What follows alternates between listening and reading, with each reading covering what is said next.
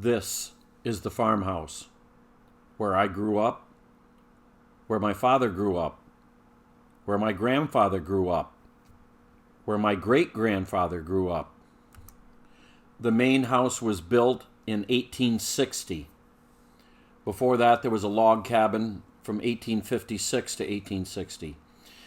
The first addition to the house was added on in 1915. Then sometime in the 30s, there was another addition added. We got electricity in 1943 with the Rural Electrification Act. That is when the first major revision to the house happened. They had to gut everything to put the electric wires in. The next major update was around 1965 that my parents did. And now what I am doing is I'm removing the majority of the 1960 updates and reverting the era back to somewhere between 1920 and 1950, when the construction materials and the items used in the house were real, not fake. I'm going to show you each room in the order that I did them years ago. While I am no more of a carpenter or a designer than any member of my family has ever been, I'm doing it to suit me and my tastes.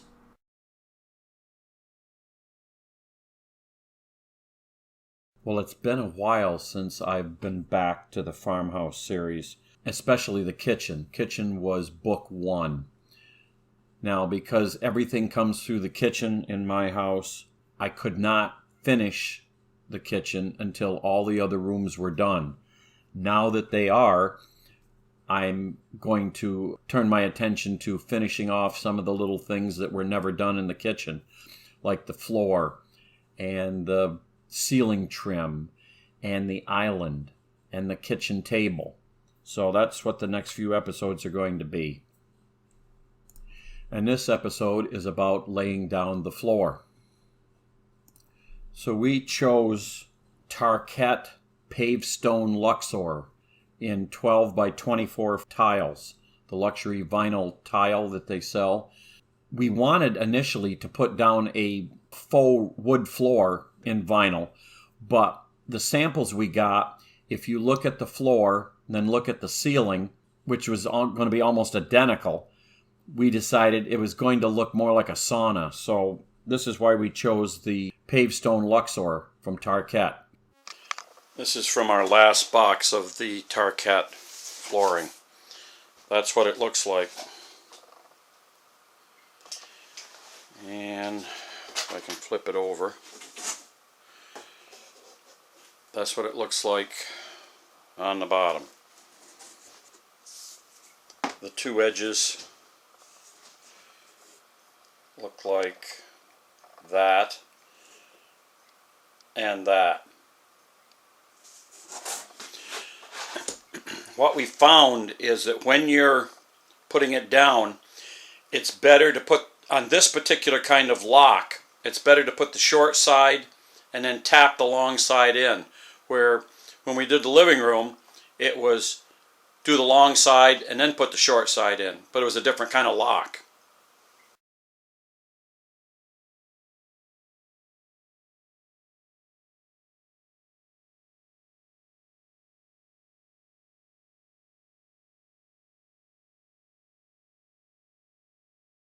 Now in this image, this is the annex. It's still in its plywood floor. That was the first room we were going to do, even though it's kind of just off the kitchen, if you remember from the Farmhouse series. So we mopped it, swept it, and we're going to lay down the floor. So the first thing we did to figure out the spacing is we laid out the tiles from the end of the annex all the way to the kitchen door.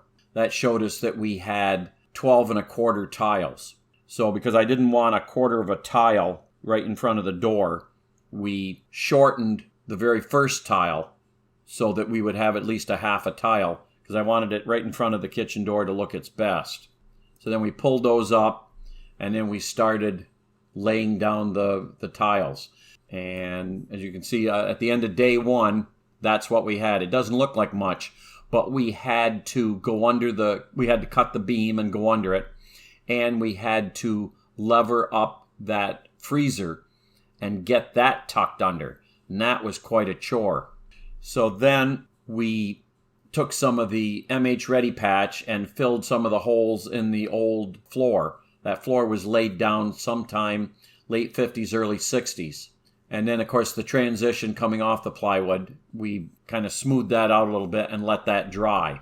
And then we moved the island out of the way. We got it up on those plastic sheets. That's the stuff that Frink snowplow used to use to make snowplows and sanding boxes. It's very slippery stuff. So got that slid out of the way. You can see the area that it originally was in, and then the area that I moved it to. I kind of created a little bit of an angle for a work triangle. So anyway, we got that out of there and got the floor all cleaned. And then I turned my attention to the threshold of the door. The original floor didn't come right up to that new threshold. So I put the foam backer rod into the groove. Here's a close-up of it. And then I put the MH Ready patch over it, so that when we finally got the tiles up to it, it wouldn't be unsupported. So I laid the first row of tiles. Then I laid the second row of tiles. Then I laid the third row of tiles. I wanted to make sure that it butted right up against that threshold. And if you saw from the earlier specification pictures, this particular floor doesn't expand much, so I wanted to have no transitions. I wanted it to butt right up against that oak threshold, and that's what I got. So then, with the fourth row done, it was time to turn my attention over by the cooktop.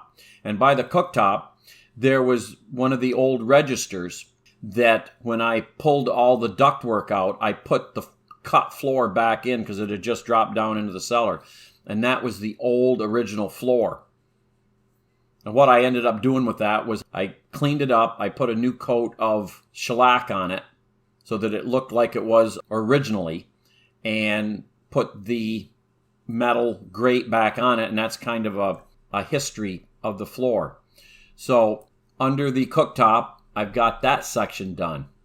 Now I had to get a little bit creative because not wanting a transition, I had to kind of go up a slope to hit the Battleship linoleum that was in that room where the washer is and the slop sink.